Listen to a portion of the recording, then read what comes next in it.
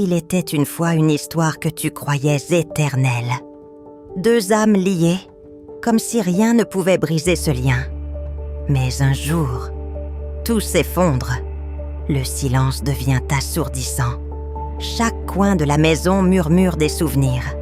Chaque battement de ton cœur te rappelle l'absence. C'est une bataille invisible, mais elle te consume.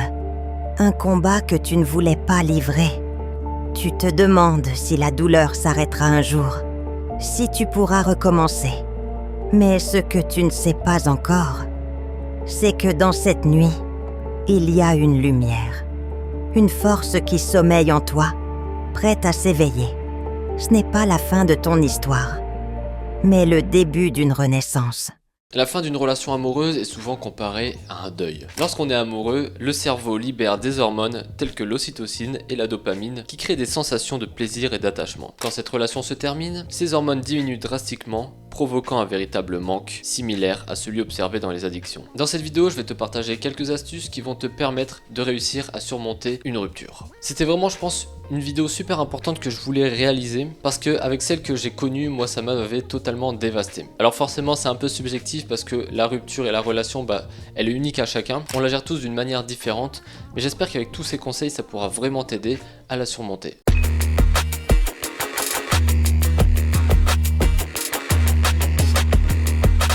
Alors sache que dans tous les cas, forcément c'est compliqué.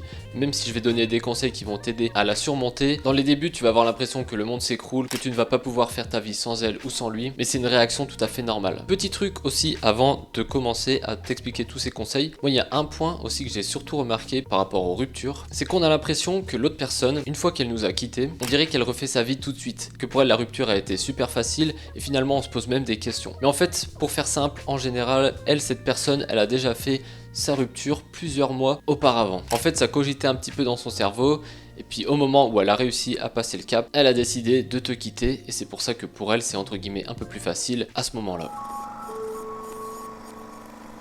Essaye de ne pas nier ni de minimiser la douleur. La tristesse, la colère, le regret et même le soulagement sont des émotions courantes. Évite de culpabiliser ou de rejeter entièrement la faute sur l'autre. Prends le temps d'analyser la situation objectivement. Alors dans les débuts forcément ce sera super compliqué. Mais petit à petit, tu verras que tu auras ce déclic et que tu arriveras à analyser la situation plus objectivement. Si tu as du mal à décrire ces émotions, à les verbaliser, n'hésite pas à tenir un petit carnet pour écrire tout ce que tu ressens. Et tout ça, ça pourra peut-être t'aider à prendre du recul. C'est ce que j'avais fait à un moment et en relisant le carnet plus tard, je me suis rendu compte que je ne gérais pas la situation comme il le fallait. Je te jure, en fait, au fur et à mesure des ruptures que j'ai subies, alors j'en ai pas eu beaucoup, mais après chaque rupture, je suis devenu quelqu'un de meilleur. Et ça, c'est un point qu'on verra juste après. Et surtout, chaque rupture, je l'ai encore mieux gérée comparé à la précédente. J'en ai eu une il n'y a pas longtemps et je te jure que même si ça a été super douloureux, je l'ai beaucoup mieux géré et du coup mentalement ça a été beaucoup plus simple aujourd'hui et je continue de te détailler tout ça, c'est parti. Essaye de couper les ponts, au moins temporairement, avec ton ex. Rester en contact immédiat avec ton ex, ça peut être super compliqué, même voire empêcher la guérison. Essaye de couper les réseaux sociaux, couper les notifications par rapport à cette personne, et dès que tu peux, essayer d'enlever petit à petit les éléments en rapport avec cette personne. Que ce soit les photos dans ta galerie, un souvenir, peu importe, mais essaye de te détacher de tout ça. Si tu gardes tous ces éléments-là, forcément tu n'arriveras pas à passer à autre chose. Mais sache que c'est tout à fait normal au début de ne pas réussir à faire ça. Ça va prendre le temps qu'il te faut, mais si tu as envie de guérir de cette rupture, malheureusement c'est une étape par laquelle tu dois passer. Je te jure, c'est quelque chose de super douloureux. Rien que de se séparer d'un petit souvenir, ça peut faire vraiment mal. C'est un mal pour un bien si tu veux guérir de cette rupture. Personnellement, avec les ruptures que j'ai subies, à chaque fois je me suis analysé moi-même. Je me suis dit, même si j'avais des choses à reprocher à l'autre personne, j'étais pas parfait non plus. Du coup, j'ai essayé de trouver des points qui peuvent me permettre de m'améliorer. Et du coup, après chaque rupture, j'ai travaillé sur moi-même et je suis devenu encore meilleur. Et pour moi, c'est l'un des points le plus importants pour réussir à guérir d'une rupture. Parce que déjà, prendre soin de toi, ça va t'aider à guérir de tout ça.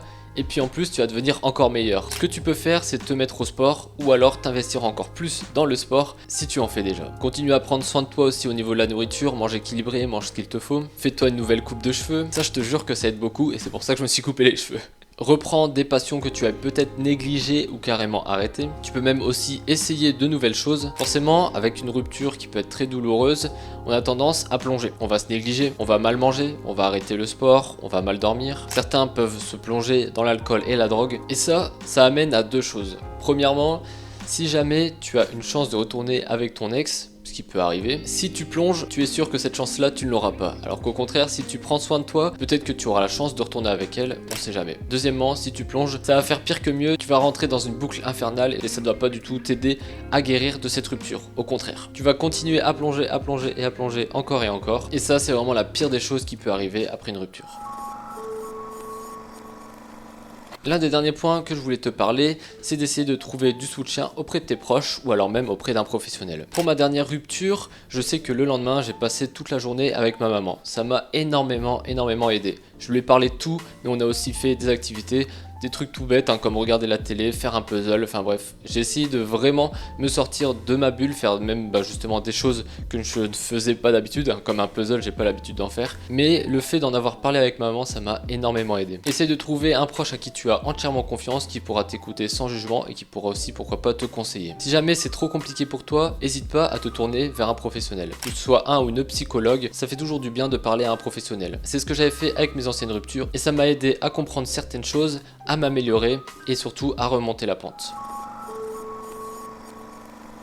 Et ensuite, une rupture, c'est peut-être aussi l'occasion de se réinventer.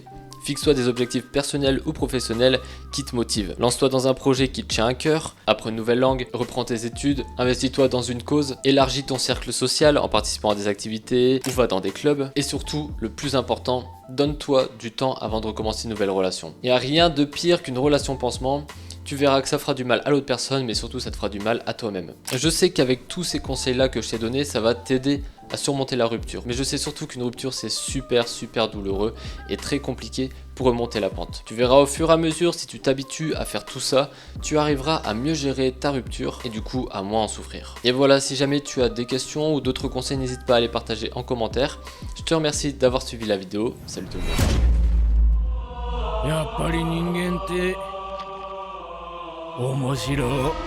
Le crois-tu vraiment à ce point stupide pour me priver du meilleur d'entre nous?